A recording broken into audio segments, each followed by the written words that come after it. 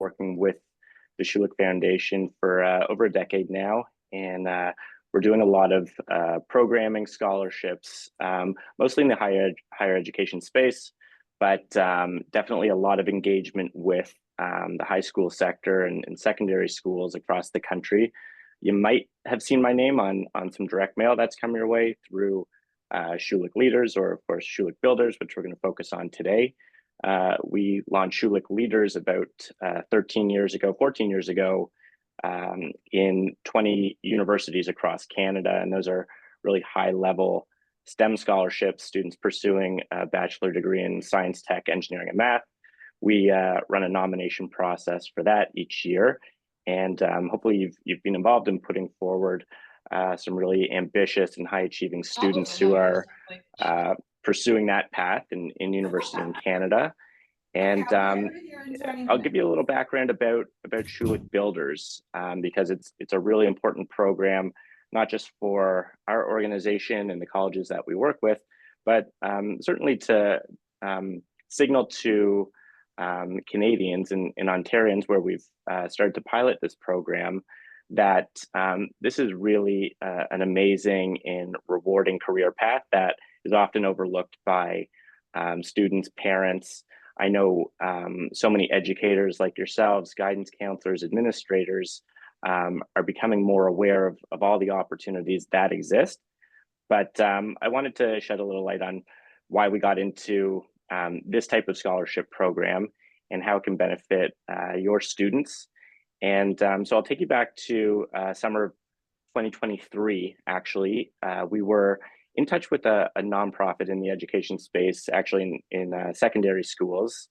And they work with a lot of low-income communities and students there in helping them advance towards graduating with a high school diploma, and then helping to mentor and guide them into the next phase of their adult lives, young adult lives, into post-secondary.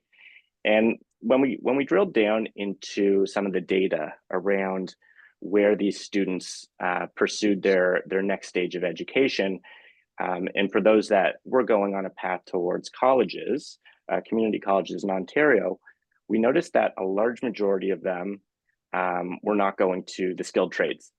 And as we started to explore more the opportunities that exist in both Canada and Ontario's skilled trade sector, and doing a lot more work and engagement with organizations like Skills Canada and Skills Ontario, and doing exploratory due diligence with organizations like Colleges Ontario and Ministry of Education in Ontario, and looking at the data, we came to the realization that, or the realization of why are students not pursuing this path as much as they should be, given the huge demand that we know of in the sector as a career, with so many skilled trades people, journeys people who are retiring in the next 10 years, and really the need and the opportunity for students to secure a really lucrative opportunity in obviously such a broad swath of directions you can go there. But I want to just show you some of that data that we saw. This is way back, and this is data from 2021 of this organization. Can everyone see that? But this was the breakdown of where their alumni were pursuing their degrees in colleges in Ontario, and what types of programs they were pursuing. And so what caught us was that, okay, we've got a ton of people who are coming from low income situations. They want to further themselves with education. This is amazing. Often these people were amongst the first in their families to pursue post-secondary. But the programs that they were choosing to go into wouldn't necessarily yield the opportunity upon graduation from these colleges that we believe the skilled trade sector would. And as you can see there on the lower left, trades was only 8% of where their alumni were pursuing their degrees. So as we got deeper into this exploratory process in fall of 23 and started to connect with a lot of the colleges and better understand what would yield the best outcome for somebody breaking into the skilled trade sector at large, gaining an apprenticeship, and then gaining certification to go and create a lucrative career in that sector. We came to the conclusion that, and this is would be our thesis essentially, is that um, going the path of high school to college in a foundational program, whether it be a certificate 1 year program or a 2 year diploma program, and then graduating from that before breaking into an apprenticeship, would give students a way better opportunity to not only stay in the skilled trade sector, but I guess position themselves to be recruited as a college graduate versus another path, which would be directly into industry with no formal education outside of high school. And so there are, of course, a ton of programs. We see this more in Alberta, actually, where colleges offer strictly apprenticeship training, which can be anywhere between 8 to 12 weeks per year as what's required, somewhere in that range. And you can actively be in your apprenticeship. But with this, we're saying, okay, if we are encouraging and promoting and really celebrating that path through the encouragement of our high school partners, of parents, that this is a path that is going to yield the best results to break into that industry. We figured we had to, of course, put our money where our mouth is. And if you're familiar with Schulich Leaders, the program that we've been overseeing and intimately involved in over the last 13 cycles, now our 14th, we comprised a nomination model that helped serve on a few different levels to elevate students at the local level, to motivate them and to give them the encouragement that they need to go and pursue a STEM degree at a university, but also gives them a designation to then leverage in other ways, whether it's on the resumes, but even more importantly, during their enrollment process into post-secondary, they can use that nomination designation to sort of be a signal for other potential student aid or student award opportunities at the university, because they've been tapped as their school's nominee. And so because we only have one nominee per high school for the Schulich Leaders program, we wanted to, of course, create a little bit of a larger pipeline here. We when working with the universities, obviously a different structure that we're looking at. There's a really high demand of students, at least as of now. It's oversubscribed in almost all the programs that we work with in the STEM disciplines at our 20 universities there for Schulich Leaders. But when applying that model to the colleges, a lot of these skilled trade programs, as you would imagine, are undersubscribed, and which points back to the data I just showed you with that organization, where their alumni are pursuing post-secondary at colleges. So we took the model, the nomination model, and we've tried to apply it here for the last 3 cycles, where, and I can just share my screen here to show you really how simple that process is for our high school nominators. And these can be anyone from teachers, department heads, VPs, guidance counselors, typically guidance counselors. So I'll just share my screen here, give you a sense of what it looks like really when you're putting forward a nominee. It's really such a simple process we've tried to make for any high school contacts that are in our system and have been designated in their school as the nominator, so to speak. So we'll reach out with direct mail, with email, and even telephone to remind them of the deadline, working towards a May deadline. And here you can see I've pre-populated this, but we'll send this out to the contact at each of these high schools that are in our database, and it'll have pre-populated the information of the school and the contact. I've put in some dummy information here. But ultimately, when you get to the page, you verify the nominator information so that it's just updated in our system. And when you get here, I guess the third page, you would simply put in nominee's first name, last name, email of the student, and you can add up to 5 of those nominees at your school. And that's pretty much it. In terms of, oh, sorry, I'd have to remove those just to go to the next page. Sorry. Then you agree to including them in our marketing, which would be just posting their profile on our website. Gets a little bit of stickiness for the student in terms of when they're searched up. They would come up in a Google search, for instance, on Schulich Builders, and you can give us any feedback, and then you submit. And so at that point, when you've submitted your 1 to 5 nominees who you believe have the credentials and meet the criteria of the award to then go and apply, you give them a huge advantage, and especially in this program compared to Schulich Leaders. With Schulich Builders, if they have the nominee designation, they will then have to go and apply to one of the 12. They can apply to any of the 12 that they want to become a Schulich Builder in an eligible skilled trade program. So I'll just go right back here to our website just to share the screen here. But the Schulich Leaders, the Schulich Builder nominees can find any of the participating colleges and their applications through the college section of this. It lays out all their deadlines of when they're receiving applicants, and these colleges will receive applicants for the Schulich Builder Scholar who are both nominated and not nominated. A lot of the applicants who are not nominated are mature students, and of course are so removed from high school that they weren't nominated there. We do give them the opportunity to be nominated by employers and whatnot, and they can go to any of these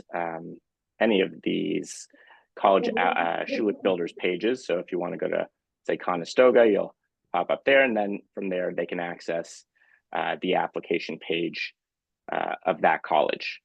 And so here it is right there, complete the online application, and then you're brought to that page there. So each of the colleges are selecting independently, but what we know and what they're instructed on is an advantage is given to any applicants that are nominated.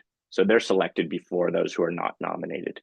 And given the size of the application pools, they are over 100. And each year we provide, if you haven't seen our materials, I'll just share my screen once again there on just the breakdown of how the scholarships are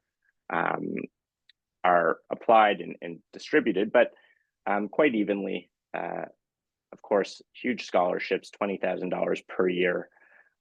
So if you're in the certificate program, you have the opportunity here to be one of 5 recipients at any of the 12 colleges that are listed, and one of 5 recipients for a 2-year diploma program. Each are provided $20,000 per year. Typically, we're seeing tuition on average across these skilled trade programs in the $5,000 range, with fees and books and such, materials, in some cases tools. It can be a little bit more, depending on the length, but overall we're looking at $5,000. So they do have a good size of the award to put towards living expenses and a completion bonus. So the scholarship, obviously a huge opportunity to take a lot of obstacles out of their way of having to deal with part-time work, taking on debt, of course. But getting back to what type of nominees you would want to put forward, these are people who don't necessarily have the highest GPA, but are students who are looking to work in that sector. They have an interest in it. They have a strong character and work ethic, and they're people that, of course, students that that are ambitious in that sense, meeting the college program eligibility requirements in terms of Their admissions is necessary, of course, but we find that by providing the colleges with the nomination from the high schools, it's almost like a seal of approval for those students. And when you submit those students' emails, the student then receives a congratulatory email with all the information of where they can go and apply at the 12 colleges. And as I said, it's something that they can carry with them and potentially attract other bursaries and awards because they were designated there. So it's worthwhile to always put forward nominees, whether it's for Schulich Builders or up until the end of January for our Schulich Leaders program as well, because it really does help these students break through and better than not putting someone that nominee forward, because you give an opportunity to a student who may or may not win depending on where they're deciding to apply to. Now, once you become a Schulich Builder, there's 120. We started the first year with 100, 10 per college, 5 certificate recipients, 5 diploma recipients. And once you become a Schulich Builder, it's sort of like entering an excellence program at the university. Of course, you have like-minded peers in the peer group that you have as a support group, but really it's a social experience for them. They have great access to hands-on academic resources more than your average students. We want to see, of course, these students complete their degree. So retention is one of the key objectives for us, ensuring that they complete, and then having really the hands-on support of recruitment assistance and breaking into industry once they complete that program. They have a leg up to ultimately pursue a job or a career that they've, of course, trained and studied in, and that's another key responsibility of a program leader at each college who's installed with those two objectives: create a bit of a community for the Schulich Builders, give them access to all sorts of tools so they can accelerate their growth, and of course, overcome any academic obstacles that they do experience along the way, because we know that is a challenge for so many high school students and students in general who are that learning curve. Getting over that in the first few months has been a real great resource for our Schulich Builders in terms of retention. And I think that's something that ultimately is the value prop for colleges is their gateway into industry and those connections. And in addition to all of the many connections that the colleges have, their program leader being responsible for that is a real value add to the recipients. And so with all these different elements of being a Schulich Builder, we find that at least thus far, it's yielded really nice results. We're still, of course, looking at the program, how it can be tweaked in terms of what types of programs we want to award in. Although for skilled trades, really it is the large majority of them. I'd say well over 80% of the skilled trade programs are being offered are eligible for these applicants, these students.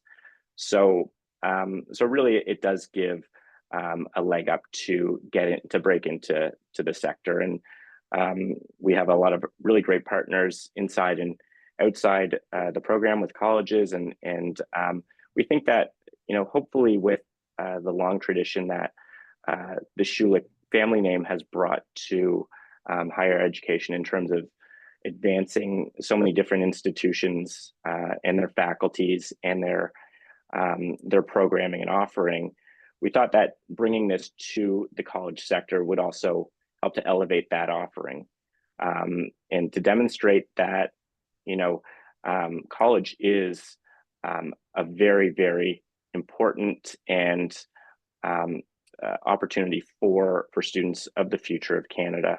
We need to create a stronger pipeline for it, and we know that it can deliver on making students career ready out of the gates, and so adding the Schulich name to the colleges is a signal that that this sector and colleges as training grounds for future students is now on the map in another way. I know there's a huge movement behind the skilled trade sector and skilled trade education in Canada, and we're joining that chorus right now because We really do believe in the colleges that we've learned so much about in the last 2+ years, and are just so impressed with their offerings and capabilities. For sure. So I'll open it up to questions. I didn't touch on every minute detail of the program, but I'm happy to answer those as best I can. And I really do appreciate everyone jumping in. Awesome. All right. Thanks, David. So guys, yeah, let's do this. I mean, that was a very comprehensive overview of the program, a lot more helpful context, which is very much appreciated. But now you guys have the ability to ask David some questions. Best case scenario, let's just unmute your mic and go for it. Maybe you want to raise your hand to make it a bit more ordered, but Sarah got a head start in the chat. So can you see that one, David? Do you want to tackle that? This is a student. With Diana, yeah? Oh, sorry. Yeah, Miss Diana, sorry, I have one with Diana here in the chat. yeah. Yes, Let's do that. you would be able to apply a nomination a year later. If you write us an email, we can then provide that designation to that student who took the gap year. So we will honor those nominations. Cool. Partnerships. Yeah, we looked at, so partnerships is interesting. This program actually was also born out of, in a way, another program with the Weston Foundation. That sunsetted but a year before we launched this in 2023 and or 24. No, 23, sorry. And so we took some elements that we really liked from that, and Loyalist was a key partner in their program that really showed tremendous results. They are the smallest of the group. They have a strong focus in skilled trades, and there are a lot of comparable colleges to Loyalist. We know that. We wanted to cover a good amount of ground in Ontario. We are still in a pilot phase, and there are others that we're exploring partnerships with in the future. But as of now, we're going with these to determine if they can deliver on the objectives of the program before we decide to expand this. But yeah, there are other colleges that we are in touch with and may or may not be included in the program in future years. Okay, awesome. I have a question. Oh. Yeah, go for it, Lynn. Okay. First of all, if a teacher at the school has put in a nomination for one student, but they didn't consult with guidance when they did that, can we go back and add to our nomination list? Is there a way to do that? Yeah, I think the best way to do it would just be to email us, and we could put it in on the back end so that all the colleges have that information. And the other part of it is the school notified if one of our students receives the scholarship? Yeah, in a way, I think if it wasn't done last year, it's certainly something that we can endeavor to do this year. We do a lot of promotion online, and when we start to make all the announcements in August, we do designate on websites, social, all those things. So you're right, we should do the direct notification and different ways that we can honor them, because part of this is creating champions in this space for other students to look to as role models who took this path. I'll tell you, the other barrier that we find is the initial deposit to a college. So sometimes we have students that want to go into skilled trades, but can't afford that $500 deposit that's required to secure their place. I wondered if you had thought about that. Yeah, it's something that if we find that the deadlines for this are difficult for enrolling students, then we can advance those to earlier in the year. It was the recommendation of the colleges to use these dates. That's what they felt comfortable with in terms of the selection process. And with a lot of them, as you can see on that one page, it's mostly in May and June when the applications are due. So it's obviously a lot more delayed than the university enrollment and application process to ensure that we can get more students in the pipeline. But if it did become a big barrier, we would love to get that feedback so that we can consult with the colleges there. Thank you. Hmm. Okay, so yeah, I think some of the comments about just more informing and bringing it back full circle to close the loop with the high schools, with the school boards, so that we can announce these things and better celebrate them is great feedback for us. Do appreciate that. Am I missing anything, Tanya? So that's that one. Shannon, we have how's the money distributed? The money's distributed, so tuition's waived with whatever portion is required there.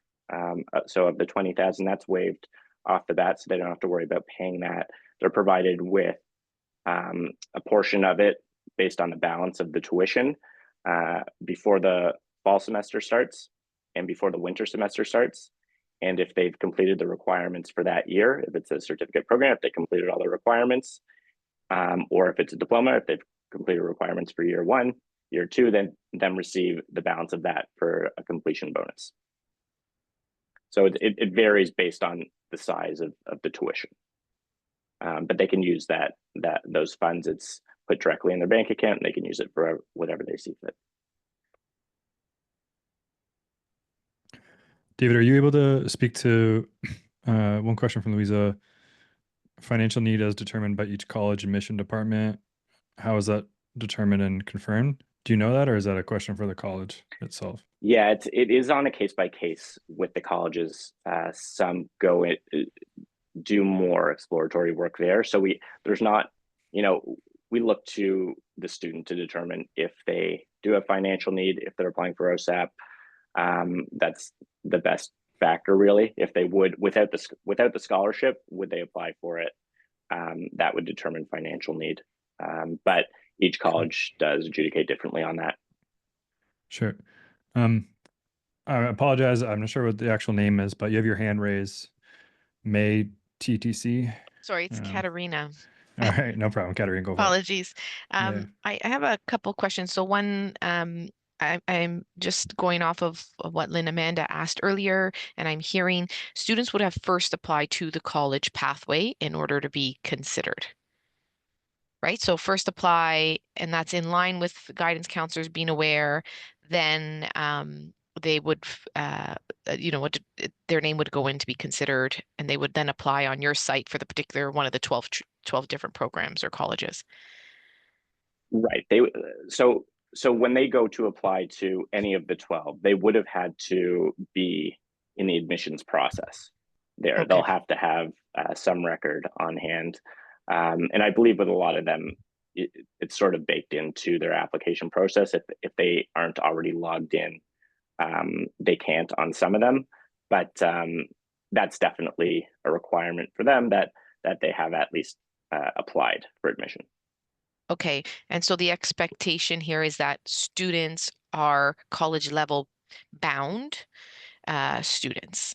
So this is an important kind of criteria, because part of what sometimes is confusing in messaging around apprenticeship is that, and I think we inadvertently hit it a little bit earlier, that it may not be an academic student.